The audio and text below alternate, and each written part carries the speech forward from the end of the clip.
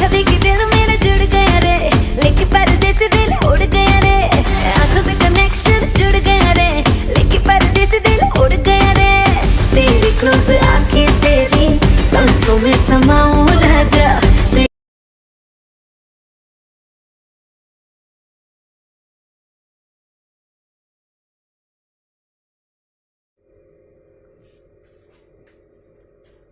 Hello guys, welcome to this channel of Genius Classes. My name is Aryan Gupta and today we will be study about oogenesis.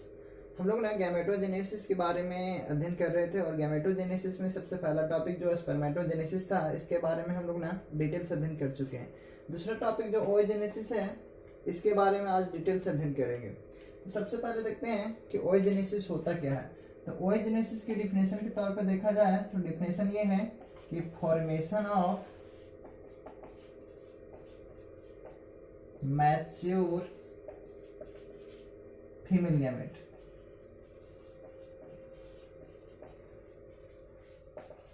यानी कि female का gamete का formation होना ही ना oogenesis कहलाता है। और दूसरी बात ये है कि यदि इस oogenesis की प्रोसेस की बात करें तो ये ना प्रोसेस जो है वो ओवरी के अंदर होता है। फीमेल रिप्रोडक्टिव सिस्टम में ओवरी पढ़ा चुके हैं, तो ये ओवरी जो होता है उसी के अंदर oogenesis की क्या होती है, प्रक्रिया होती है। जिस तरह से आप लोग का स्पर्मेटोजेनेसिस में ना स्पर्म का डेवलपमेंट होता था और वो ना मेल रिप्रोडक्टिव सिस्टम के टेस्टिस में होता था, उसी प्रकार से oogenesis की प्रक्रिया जो है वो ओवरी के अंदर होता है। बात ये है कि ये स्टार्ट कब होता है, तो स्पर्मेटोजेनेसिस की प्रक्रिया मेल में ना क्या प्यूबर्टी एज में स्टार्ट हो रहा था, यानी कि स्पर्म का डेवलपमेंट जो था वो मेल में प्यूबर्टी एज में था, लेकिन oogenesis की क्रिया जो होती है, यानी कि फीमेल गैमेट का फीमेल के अंदर निर्माण की जो प्रक्रिया है वो एम्ब्रियोनिक स्टेज से ही स्टार्ट हो जाती है। यानी कि ओवम का निर्माण होने की जो प्रक्रिया है वो स्टार्ट ना फीमेल के अंदर एम्ब्रियोनिक स्टेज में ही हो जाती है। एम्ब्रियोनिक स्टेज के मतलब जैसे ही फीमेल भ्रूणीय अवस्था में होती है, यानी कि वो बाहर नहीं आई रहती है, यानी कि जब यूट्रस के अंदर ही होती है, एम्ब्रियोनिक स्टेज में होती है, उसी समय से क्या होता है कि ओवम के निर्माण होने की प्रक्रिया यानी कि oogenesis की प्रक्रिया क्या हो जाती है, स्टार्ट हो जाती है। और ये एम्ब्रियोनिक स्टेज से ये नहीं कह रहे हैं कि एम्ब्रियोनिक स्टेज में ही पूरी की पूरी तरह से ओवम का निर्माण हो जाता, नहीं, स्टार्ट होता है।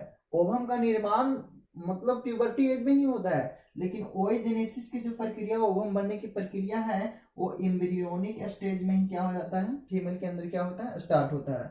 और एम्ब्रियोनिक स्टेज में जो स्टार्ट होता है वो ओगोनिया सेल से होता है। कौन सेल से, तो ओगोनिया सेल से। ओगोनिया सेल से, ओगोनिया सेल का डेवलपमेंट कैसे होता है बताता हूँ, लेकिन इसका जो निर्माण होता है ओगोनिया सेल से होता है।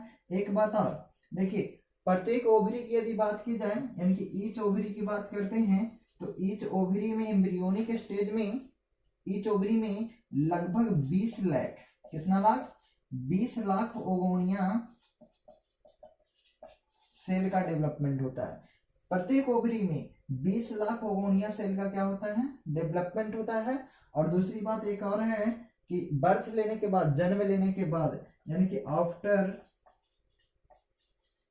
बर्थ, जन्म लेने के बाद फीमेल में किसी प्रकार के ओगोनिया सेल का डेवलपमेंट नहीं होता है। यानी कि जितने भी ओगोनिया सेल का डेवलपमेंट, जो ओगोनिया सेल का डेवलपमेंट नहीं होता है, जितने भी ओगोनिया सेल का डेवलपमेंट है वो जब फीमेल एम्ब्रियोनिक स्टेज में रहती है, भ्रूणीय अवस्था में रहती है, तो एक ओवरी में 20 लाख ओगोनिया सेल का क्या होता है, निर्माण होता है। दूसरी बात, ऐसा नहीं कि वो 20 लाख ओगोनिया सेल का निर्माण होता है तो बर्थ के बाद जैसे ही प्यूबर्टी एज में जाता है तो ये ओगोनिया सेल डीजेनरेट भी होता है।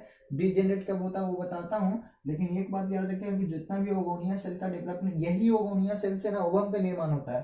तो ओगोनिया सेल का डेवलपमेंट जो है वो सिर्फ और सिर्फ ना एम्ब्रियोनिक स्टेज में ही होता है, और एक ओवरी में लगभग 20 लाख ओगोनिया सेल का क्या होता है, डेवलपमेंट होता है। बात यह है, थोड़ा सा इधर से देखते हैं चार्ट से यदि देखा जाए तो ओवरी के अंदर प्रीमोर्डियल जर्मेशन पाए जाते हैं, और ओवरी के अंदर जो प्रीमोर्डियल जर्मेशन पाए जाते हैं, यही प्रीमोर्डियल जर्मेशन जो होता है ये 2n के फॉर्म में पाया जाता है, डिप्लॉइड फॉर्म में पाया जाता है। और एक बात और, इसकी जो फ्लो चार्ट है यानी कि ओजेनेसिस के जो फ्लो चार्ट है वो जस्ट लाइक स्पर्मेटोजेनेसिस के फ्लो चार्ट के क्या है, इक्वल है। उसमें स्पर्मेटोजेनेसिस में भी मल्टीप्लिकेशन फेज था, इसमें भी मल्टीप्लिकेशन फेज है, ग्रोथ फेज भी है, और साथ साथ में तीसरा मैचुरेशन फेज भी है। तो ये जस्ट लाइक इसका जो फ्लो चार्ट है वो स्पर्मेटोजेनेसिस के फ्लो चार्ट के इक्वल है। एक बात और, जो ओवरी के अंदर प्रीमोर्डियल जर्मिसेल पाया जाता है, ये प्रीमोर्डियल जर्मिसेल मल्टीप्लिकेशन फेज में क्या होता है कि इसकी संख्या बढ़ती है, यानी कि इसकी बहुगुणन होती है। और बहुगुणन जब होती है तो ये कौन क्रिया द्वारा होता है, तो कौन सेल डिवीजन करके, तो माइटोटिक डिवीजन करता है। माइटोटिक डिवीजन, जब ये माइटोटिक डिवीजन करता है तो ये प्रीमोर्डियल जर्मिसेल अपनी संख्या को बढ़ाता है, बढ़ा के 1 से 2, 2 से 4 का, 4 से 8 का ऐसे ही निर्माण करता है। और जब मल्टीप्लिकेशन फेज के बाद जब अपनी संख्या को ये बढ़ा लेता है प्रीमोर्डियल जर्मिसेल, तब इसे ओगोनिया सेल कहते हैं। कौन सेल कहते हैं, ओगोनिया सेल। तो यही ओगोनिया सेल है। अब ये ओगोनिया सेल का जैसे ही निर्माण होता है तो सेकेंड फेज जो स्टार्ट होता है उसको नाम है ग्रोथ फेज। कौन फेज नाम है, ग्रोथ फेज। और ये ग्रोथ फेज में क्या होता है कि ये ओगोनिया सेल जो है ये ग्रोथ करता है, बढ़ता है, और बढ़ के अपनी साइज को क्या कर लेता है, बढ़ा लेता है। और जैसे ही ग्रोथ फेज के बाद अपनी साइज को बढ़ाता है तो इसे ना प्राइमरी ओसाइट बोलते हैं। कौन ओसाइट बोलते हैं, प्राइमरी ओसाइट। तो इस प्रकार से ना ये प्राइमरी ओसाइट का क्या हो जाता है, निर्माण हो जाता है। एक बात और, ये प्राइमरी ओसाइट का निर्माण होने तक की प्रक्रिया, प्राइमरी ओसाइट तक के निर्माण होने तक की प्रक्रिया जो है, ये सब सारा के सारा काम ना एम्ब्रियोनिक स्टेज में ही होता है। यानी कि एम्ब्रियोनिक स्टेज में ही यहाँ प्राइमरी ओसाइट तक की क्रिया लागू हो जाती है। इसके बाद यदि बात की जाए, पहले स्क्रीनशॉट ले लें।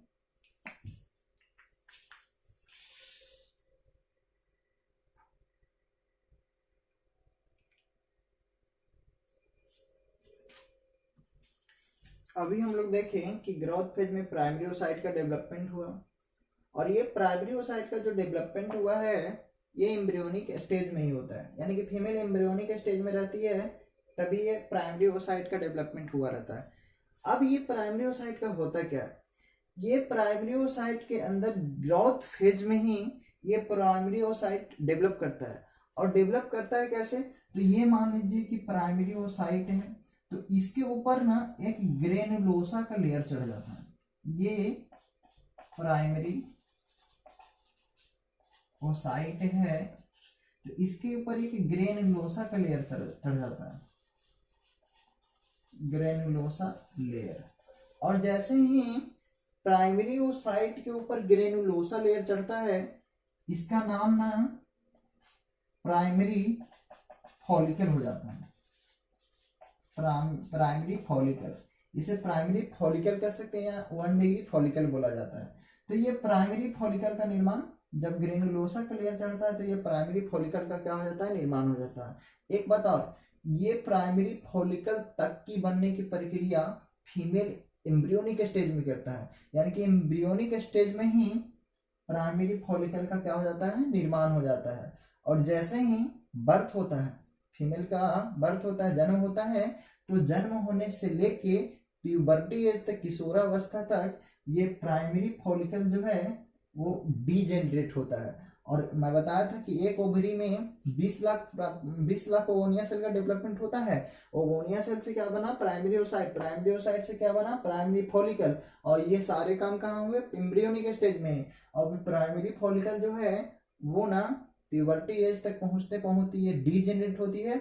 और डीजेनरेट होने के बाद ईच ओवरी में, लगभग एक ओवरी में इसकी संख्या 60,000 से लेके 80,000 मात्र शेष बच जाती है।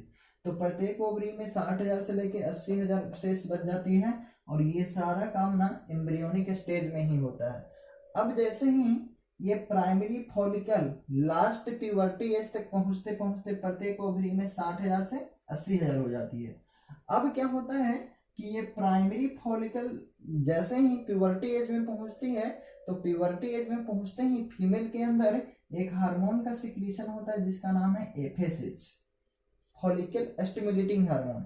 ये क्या करता है, तो ये प्राइमरी फॉलिकल को क्या करता है, स्टिमुलेट करता है। स्टिमुलेट का मतलब प्रेरित करता है। और जैसे ही ये प्रेरित करता है प्राइमरी फॉलिकल को, तो ये जो प्राइमरी फॉलिकल है वो प्राइमरी फॉलिकल के ऊपर ग्रेनुलोसा का और लेयर चढ़ जाता है।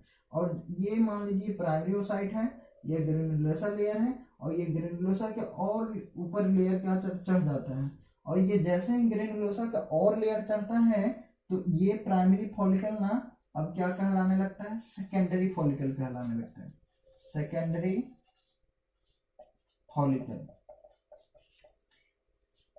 ये सारा काम ना अब कहाँ हो रहा है, प्यूबर्टी एज में। मैं बताया प्राइमरी फॉलिकल का निर्माण एम्ब्रियोनिक स्टेज में, और जैसे ही ये प्राइमरी फॉलिकल जो होता है ऐसे प्यूबर्टी एज तक जाते जाते 60,000 से 80,000 बचता है। और जैसे ही प्यूबर्टी एज में जाता है तो क्या होता है कि एफएसएच स्रावित हो। एक बताओ ये एफएसएच कब स्रावित होता है, तो देखिए जैसे ही प्यूबर्टी एज में जाता है तो मेंस्ट्रुएशन साइकिल होती है।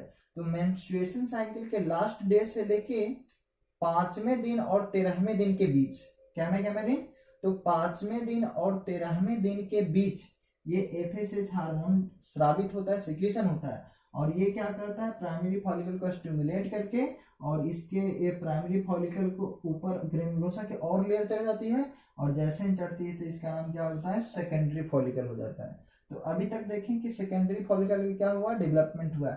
अब ये सारा काम ग्रोथ फेज में ही हो रहा है। अभी और होता है ग्रोथ फेज में एक और काम क्या होता है, ये सेकेंडरी फॉलिकल जो होती है से फिर टर्सरी फॉलिकल में बदलती है। अब ये टर्सरी फॉलिकल में बदलती है तो होता क्या है, देखिएगा टर्सरी फॉलिकल में जब बदलती है तो होता क्या है कि ये टर्सरी फॉलिकल में बदलता है तो इस सबसे बाहर का जो लेयर है उसको ना थीका एक्सटर्ना कहते हैं, थीका एक्सटर्ना। अंदर वाला जो लेयर है उसको थीका इंटरना कहा जाता है, इंटरना। अच्छा ये क्या है, तो ये प्राइमरी ओसाइट है,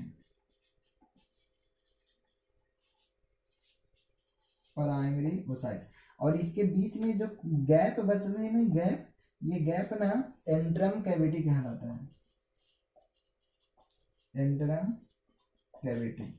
ये सब आप लोग को ना ओवरी वाला चैप्टर में पढ़ा चुके हैं, ओवरी वाला टॉपिक में पढ़ा चुके हैं। तो ये ना टोटल जो रचना है इसको टर्सरी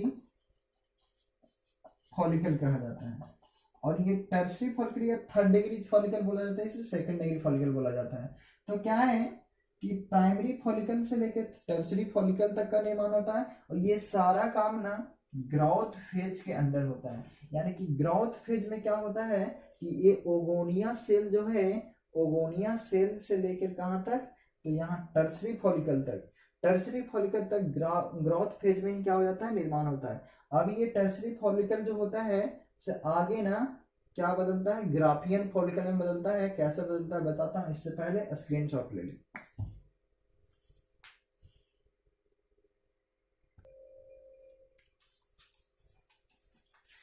अभी हम लोग देखें कि ग्रोथ फेज में ही टर्सरी फॉलिकल का क्या हुआ, निर्माण हुआ। अब क्या है कि ओजेनेसिस का जो थर्ड फेज है, मैचुरेशन फेज। अब मैचुरेशन फेज का क्या होता है, स्टार्टिंग होता है। मैचुरेशन फेज में होता क्या है, तो मैचुरेशन फेज में यही होता है कि ये जो टर्सरी फॉलिकल है वो ग्राफियन फॉलिकल में बदलता है। और ग्राफियन फॉलिकल में किस प्रकार से बदलता है इसको देखते हैं। तो क्या होता है कि जैसे ही टर्सरी फॉलिकल का डेवलपमेंट होता है, मैचुरेशन फेज स्टार्ट होती है। मैचुरेशन फेज में होता क्या है कि ये जो प्राइमरी ओसाइट है, ये प्राइमरी ओसाइट में अनइक्वल सेल डिवीजन होता है, अनइक्वल सेल डिवीजन। और अनइक्वल सेल डिवीजन वो भी क्या होता है, तो मियोसिस फर्स्ट होता है। अब ये प्राइमरी ओसाइट में अनइक्वल सेल डिवीजन होता है, वो भी मियोसिस फर्स्ट होता है। तो ये मियोसिस फर्स्ट के दौरान ये जो प्राइमरी ओसाइट है, प्राइमरी ओसाइट, इसको में क्या होता है, मियोसिस फर्स्ट होता है। और मियोसिस फर्स्ट के दौरान क्या होता है कि ये जो प्राइमरी ओसाइट है वो प्राइमरी ओसाइट सेकेंडरी ओसाइट में चेंज हो जाता है, सेकेंडरी ओसाइट। और सेकेंडरी ओसाइट में चेंज होता है, यहां भी देखिएगा ये क्या है, टर्सरी फॉलिकल, ये जो चेंज मियोसिस फर्स्ट के दौरान सेकेंडरी ओसाइट में चेंज होता है। और एक और तरफ जो निर्माण होता है वो फर्स्ट पोलर बॉडी का निर्माण होता है। ये फर्स्ट पोलर बॉडी क्या है बताता हूँ, लेकिन देखिए मैं बताया ये जो टर्सरी फॉलिकल है, टर्सरी फॉलिकल के अनइक्वल सेल डिवीजन होते हैं। अनइक्वल सेल डिवीजन होगा तो जो सेल का निर्माण होगा वो अलग अलग होगा। तो ये बड़ा सेल का जो निर्माण होता है उसको सेकेंडरी ओसाइट कहते हैं, और एक छोटा सेल का निर्माण होता है जो फर्स्ट पोलर बॉडी कहलाता है। अब ये सेकेंडरी ओसाइट का निर्माण होता है मियोसिस फर्स्ट के दौरान। तो मियोसिस फर्स्ट के दौरान जैसे सेकेंडरी ओसाइट का निर्माण होता है वही जो सेल होता है इसे ग्राफियन फॉलिकल कहलाता है। अब ग्राफियन फॉलिकल का थोड़ा सा फिगर देखते हैं, इसको मिटाते हैं। फिगर देखा जाए तो इस प्रकार से ये देखिए ये सेकेंडरी ओसाइट हो गया, इसके बाहर बाहर दो लेयर होता था जो टर्सरी फॉलिकल में भी था। ये क्या कहलाता है तो थीका एक्सटर्ना, ये क्या कहलाएगा थीका इंटरना। ये अब प्राइमरी फॉलिकल ना रह के क्या हो गया सेकेंडरी ओसाइट। प्राइमरी ओसाइट पहले था, क्या बदल गया मियोसिस फर्स्ट के दौरान सेकेंडरी ओसाइट। इसके बाद ये सेकेंडरी ओसाइट जो है ये सेकेंडरी ओसाइट के साथ साथ एक फर्स्ट पोलर बॉडी का निर्माण हुआ। तो यहाँ पे रख लीजिए इसको बोल देते हैं फर्स्ट पोलर बॉडी। उसके बाद यदि बात की जाए तो सेकेंडरी ओसाइट के ऊपर एक लेयर चढ़ जाती है, और ये सेकेंडरी ओसाइट के ऊपर एक जो लेयर चढ़ती है इस लेयर का नाम है जूना पेलिसुडा। जूना पेलिसुडा। इसके बाद कहते हैं कि इस जूना पेलिसुडा के ऊपर एक और लेयर चढ़ जाती है, यानी कहने का मतलब ओवरऑल मिला के ये सेकेंडरी ओसाइट के ऊपर दो लेयर होता है, एक जूना पेलिसुडा के ऊपर और जूना पेलिसुडा के लेयर, एक जूना पेलिसुडा के ऊपर भी एक लेयर होता है जिसे कोरोना रेडिएटा लेयर कहते हैं। Corona radiata. इसके बाद यदि बात की जाए तो ये सेकेंडरी ओसाइट और ये थीका इंटरना, इन दोनों के बीच में जो गैप है एक कैविटी है, इस कैविटी को एंट्रम कैविटी कहा जाता है। Antrum cavity. और एंट्रम कैविटी के बाद ये देखते हैं कि थीका इंटरना और ये जो कोरोना रेडिएटा ये दोनों को आपस में जोड़ने वाली एक रचना पाई जाती है, और ये ना सेकेंडरी ओसाइट को लटकाए हुए रहती है। इसे जर्म हील कहा जाता है। जर्म हील सब नेम याद कर लीजिएगा, बहुत इंपॉर्टेंट टॉपिक है। तो इस प्रकार से ना ये टर्सरी ओसाइट से ये फॉलिकल जो है, ये टर्सरी फॉलिकल जो था से कौन फॉलिकल में बदल जाता है ग्राफियन फॉलिकल में। ग्राफियन फॉलिकल, क्योंकि इस फॉलिकल का खोज डी ग्राफ नामक वैज्ञानिक ने किया था, इसीलिए इसे ना ग्राफियन फॉलिकल कहते हैं। तो ये टर्सरी फॉलिकल जो है वो मियोसिस फर्स्ट करता है, और मियोसिस फर्स्ट करने के बाद में ग्राफियन फॉलिकल का निर्माण करता है, और इस ग्राफियन फॉलिकल में क्या होता है सेकेंडरी ओसाइट होता है। तो इस प्रकार मैचुरेशन फेज के अभी मियोसिस फर्स्ट के दौरान क्या होता है कि ग्राफियन फॉलिकल का क्या होता है निर्माण होता है। एक बात और, प्राइमरी यदि ओसाइट की बात की जाए तो प्राइमरी ओसाइट में जो गुणसूत्र की संख्या होती है, क्रोमोसोम होती है, डिप्लॉइड होती है, लेकिन सेकेंडरी ओसाइट में गुणसूत्र जो होती है क्रोमोसोम होती है इसे हैप्लॉइड होती है। यानी कि ग्राफियन फॉलिकल में जो क्रोमोसोम होती है इसे क्या होती है हैप्लॉइड होती है। अच्छा, ये ग्राफियन फॉलिकल तक के निर्माण होने की प्रक्रिया जो है वो प्यूबर्टी एज में तो होता ही हो ही रहा है। तो प्यूबर्टी एज में जो हो रहा है वो मेंस्ट्रुएशन साइकिल के 5वें से कैवें दिन 13वें दिन के बीच तक ये ग्राफियन फॉलिकल का क्या हो जाता है निर्माण हो जाता है। अब ये 13वां दिन तक तो ग्राफियन फॉलिकल का निर्माण होगा। जैसे ही ग्राफियन फॉलिकल पूरी तरह से निर्माण होता है और 14वां दिन आता है, 14वां डे क्या होता है, 14वां दिन क्या होता है कि एक हार्मोन का सिक्रेशन होता है जिसका नाम है एलएच, ल्यूटिनाइजिंग हार्मोन।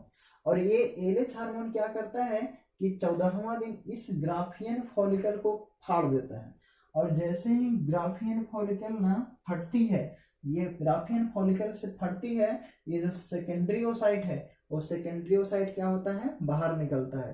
तो यहाँ से ना ओएजेनेसिस की एक्चुअल में मेन डिफिनेशन यही है कि ग्राफियन फॉलिकल के फटने के बाद सेकेंडरी ओसाइट को बाहर निकलने की प्रक्रिया को ही क्या कहा जाता है ओएजेनेसिस कहा जाता है। तो इस प्रकार से ना 14वें दिन के बाद एलएच हार्मोन को स्रावित होने से ओएजेनेसिस की प्रक्रिया क्या हो जाती है, स्टार्ट हो जाती है। और ये ओएजेनेसिस के दौरान जो सेकेंडरी क्या है, सेकेंडरी ओसाइट, वो सेकेंडरी ओसाइट क्या हो जाता है, बाहर निकलता है। अब ये सेकेंडरी ओसाइट बाहर निकलता है, अभी ओवम का निर्माण नहीं हुआ, ओवम का एक्चुअली में निर्माण कहीं और होता है। तो ये सेकेंडरी ओसाइट तो यही मैच्योर ना फीमेल गैमेट कहलाता है। यही सेकेंडरी ओसाइट जो है वो मैच्योर क्या कहलाता है, फीमेल गैमेट कहलाता है। अब ये सेकेंडरी ओसाइट क्या होता है कि जब ना स्पर्म के कांटेक्ट में आती है या स्पर्म से प्रेरित होती है, स्टिमुलेट होती है, जैसे ही स्पर्म से मिलती है, स्पर्म से स्टिमुलेट होती है, प्रेरित होती है और स्टिमुलेट होकर मियोसिस सेकंड की प्रक्रिया करती है। और मियोसिस सेकंड की प्रक्रिया जब करती है तो ये सेकेंडरी ओसाइट फिर कोची में बदल जाता है, ओवम में बदलता है। तो ये मियोसिस की प्रक्रिया, मियोसिस सेकंड की प्रक्रिया करके ये सेकेंडरी ओसाइट ओवम में बदलता है। और कब, जब ये सेकेंडरी ओसाइट जो है वो स्पर्म से स्टिमुलेट होता है। जब तक स्पर्म से स्टिमुलेट नहीं होगा तब तक ओवम का डेवलपमेंट नहीं होगा। इसलिए फीमेल के अंदर सिर्फ सेकेंडरी ओसाइट का निर्माण होता है, ना कि ओवम का निर्माण होता है। ओवम का निर्माण कब होता है, फीमेल के अंदर ही होता है, लेकिन कब, जब स्पर्म का इजैकुलेट मेल करता है तब जाके ये मियोसिस सेकंड के बाद ओवम का निर्माण करता है। तो ओवम का निर्माण तो मतलब स्पर्म से प्रेरित होकर होता है। अच्छा एक बात और, यहाँ पे जब मियोसिस सेकंड करता है तो इससे दो सेल बनते हैं, एक तो ओवम बन गया और अनइक्वल डिवीजन होता है। तो अनइक्वल डिवीजन के दौरान एक सेल तो बड़ा बनता है जिसे ओवम कहते हैं, और एक सेल जो छोटा बनता है इसे सेकेंडरी पोलर बॉडी कहते हैं। तो इस प्रकार से देखें कि सेकेंडरी पोलर बॉडी का भी निर्माण होता है। अच्छा एक बता, ये जो फर्स्ट पोलर बॉडी है वो फर्स्ट पोलर बॉडी में भी यदि मियोसिस सेकंड होता है तो मियोसिस सेकंड के दौरान दो और सेल का निर्माण होता है, और ये दोनों सेल भी क्या कहलाते हैं, सेकेंडरी पोलर बॉडी कहलाते हैं। ध्यान देने वाली बात ये है कि कभी कभी किसी में फर्स्ट पोलर बॉडी जो होता है वो मियोसिस सेकंड करता भी है और कभी कभी न भी करता है। अगर करता है तो यहाँ पे दो सेकेंडरी पोलर बॉडी का निर्माण होगा, और एक यहाँ पे सेकेंडरी पोलर बॉडी का निर्माण, यानी कि 3 सेकेंडरी पोलर बॉडी का निर्माण होगा और एक ओवम का निर्माण होगा। स्पर्मेटोजेनेसिस में क्या बताए थे, यहाँ पे चारों स्पर्म का डेवलपमेंट हो रहा था, लेकिन यहाँ पे एक ओवम का डेवलपमेंट होता है और 3 क्या होता है, सेकेंडरी पोलर बॉडी का निर्माण होता है। कभी कभी first polar body meiosis second करता भी नहीं, इसके बारे में अभी वैज्ञानिकों को में मतभेद ही चल रहा है। तो इस प्रकार से ओवम का क्या होता है, डेवलपमेंट होता है। तो अभी आज हम लोग ना ओएजेनेसिस की पूरी प्रक्रिया को पढ़ चुके हैं। दूसरी बात कि ओएजेनेसिस थोड़ा सा लेंदी टॉपिक है लेकिन बहुत अच्छा टॉपिक है, और ये ना बोर्ड लेवल से बहुत VVI टॉपिक है। ये बोर्ड में क्या करता है, पूछता है, तो इसको ना सही से कर लीजिएगा। थैंक्स।